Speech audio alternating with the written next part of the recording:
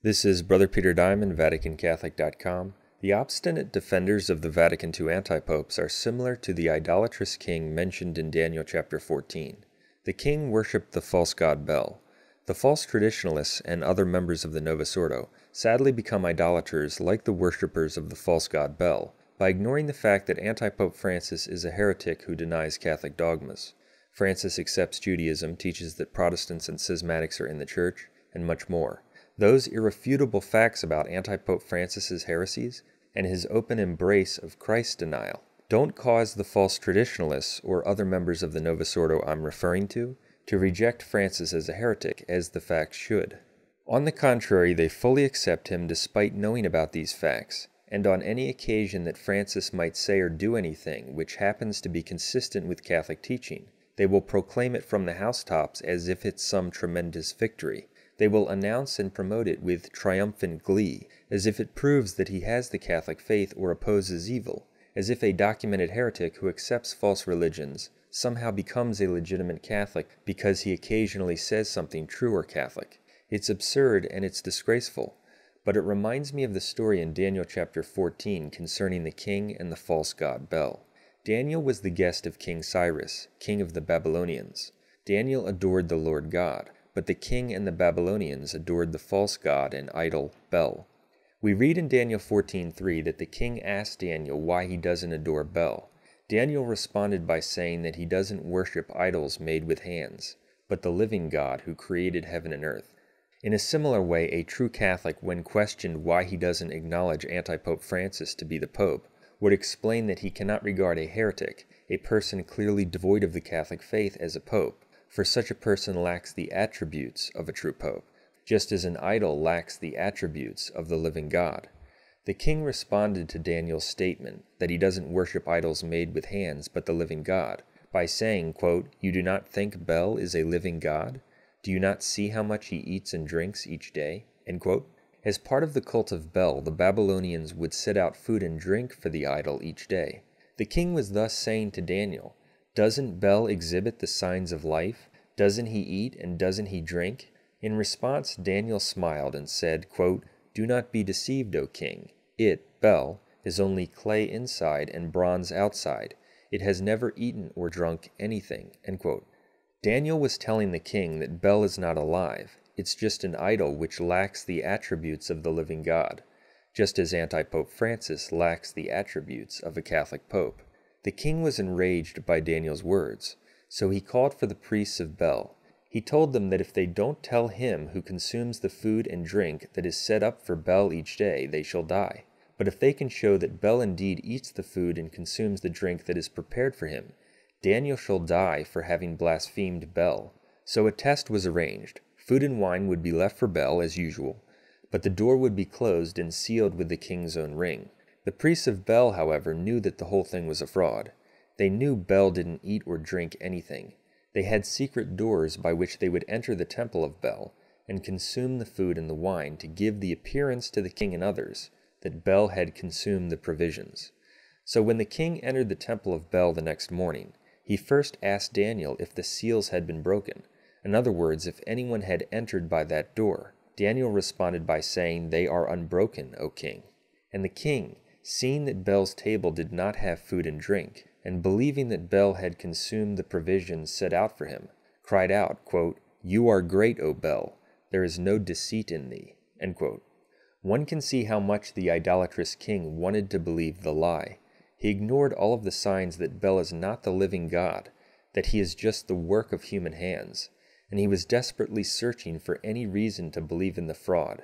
In his bad will and deceitful heart, he jumped at any evidence he could find to accept the idol. For while resisting the living God, he nevertheless wanted some God in front of him he could follow and worship, just like the false traditionalists and false conservatives and other members of the Novus Ordo, ignoring all of the irrefutable facts which prove that Antipope Francis is a heretic devoid of the Catholic faith. Search land and sea for any reason to consider him a Catholic, for they pine for a live body dressed up in robes they can follow, no matter how many heresies he's on record as having promoted. Hence they will sickeningly promote anything at all he says or does that happens to be true, as if a true statement or action here or there could somehow remedy the fatal defects of his apostasy, when of course it could not. So, when the king cried out, "You are great, O Bel, there is no deceit in thee," similar to how the false traditionalists dishonestly cry out, "You are Catholic, O Francis, there is no heresy in thee," Daniel laughed and said to the king, quote, "Look at the floor and consider whose footprints these are." End quote. Daniel showed the king the footprints of the priests of Bel, for they would enter in through private doors and consume the food and drink that had been left for Bel. Their footprints were clearly visible because Daniel had spread ashes throughout the temple. Daniel showed the king that Bel was just a fraud, just as true Catholics show the false traditionalists the prints or evidence of Antipope Francis's apostasy, and that he's just a fraud. Make no mistake about it, the false traditionalists and other members of the Novus Ordo in our day, who obstinately defend and promote Antipope Francis in the face of the evidence, are idolaters, just as the king was before his eventual conversion. Examples of these heretical idolaters in our day would be Michael Voris, the Remnant, Nicholas Gruner, and Rorate Celli, but there are many, many others. Despite Antipope Francis's documented false ecumenism, his interreligious apostasy, his open acceptance of heretics and schismatics, his complete failure to discipline the most public heretics in the counterchurch, such as pro-abortionists, if he ever says anything they deem conservative or strong, which is actually never strong at all, they will say things such as, quote, "Pope Francis is such a bomb thrower," or, quote, "Viva il Papa." They are beyond pathetic. In defending the clearly heretical Vatican II sect at all costs, in a futile attempt to make a Catholic out of the man currently in Rome, simply because they must have a live body to follow at all times, even if he denies the substance of the faith, they have reached the point of idolatry. They ignore his many faith-denying heresies, and look for any reason or pretext they can find to regard this fraud as a Catholic. Since many heretics in our day have spent years tolerating, ignoring, and defending the heresies of the antipopes, they have become desensitized to the significance of the faith issues. So to illustrate this point, let's approach this from a different angle. Hopefully this analogy will assist some of them in seeing that their promotion of Francis, on the occasions he says something that tickles their ears, is pure evil. Suppose that a married man named Jorge publicly and openly commits adultery with numerous women. His adultery is documented by the fact that he openly lodges with these women, and both he and the women comment on their relationship. Now this same married man, Jorge, who everyone knows commits adultery with numerous women during the week, will show up consistently at Catholic Church on Sunday. He will dress appropriately, participate ardently, conduct himself apparently piously, and he will pray with external devotion. In fact, spending extra time after the service, Jorge will often give an apparently heartfelt talk about the importance of adhering to Catholic morality, Catholic teaching, and practicing devotion to Mary. But everyone knows that Jorge is a fraud. They know about his documented adultery with numerous women, and the fact that he sometimes pretends to be a devout Catholic because he says or does certain things a Catholic would do. How evil would it be for Catholic observers of Jorge, on the occasions when he does give a Catholic talk or act like a Catholic, to publicly promote Jorge as if he's a good person or an exemplar of Catholic devotion and morality? It would be pure evil, for it would give the impression that adultery is compatible with Catholic morality or a godly lifestyle. It would mean that an adulterer is someone we should hold up as a Catholic example, as long as the adulterer sometimes says or does Catholic things. Those who promote this adulterer, Jorge, as a good Catholic example would be directly assisting the devil and perpetuating a fraud, for they would be conflating sin with holiness, adultery with morality, debauchery with edifying spirituality. That is evil, and that is exactly what the false traditionalists and false conservatives do every single time they promote the wicked Antipope Francis, or give the impression that he's conservative if he says something they deem conservative. For they know for a fact, as anyone who cares can find out, that he fully endorses false religions, condemned false ecumenism, heretical sects, praying with the leaders of heretical sects, and apostate interreligious activity. That's a fact. By ignoring those facts, or even acknowledging those facts, but promoting him anyway as if he's a staunch Catholic, or as if he adheres to Catholic teaching because, on a rare occasion, he says something conservative, is no different from promoting a known adulterer named Jorge as a model of piety simply because he engages in externally devout activities on Sunday. People who love our Lord and Our Lady would never want to promote such a man as good or Catholic, because they would know that by doing so, they would be giving a false impression about an evil person. Perhaps this consideration might help some of them see that in promoting Francis in any way, rather than denouncing him as they should, they do the work of the devil and they are on the side of the devil. They give the impression that false ecumenism, etc. is compatible with staunch adherence to the Catholic faith. In fact, they even equate the devil with Our Lady, for many of these false traditionalists will give the impression that Francis is truly devoted to Our Lady, despite his false ecumenism, his complete failure to discipline the counterchurch, his tolerance of liturgical evils, pro-abortionists receiving, quote, communion, etc. They thus imply that true devotion to Our Lady is compatible with endorsement of evil religions, false ecumenism, lax leadership, etc. They thus equate Our Lady with Satan. That's what they do every single time they promote the wicked Antipope Francis in any way, as if he's a Catholic or conservative. And when they do promote something he says which they consider to be conservative, it's never nearly as conservative as they portray it, and it's always exaggerated. For example, false traditionalists went bonkers over the fact that Francis made this bland statement.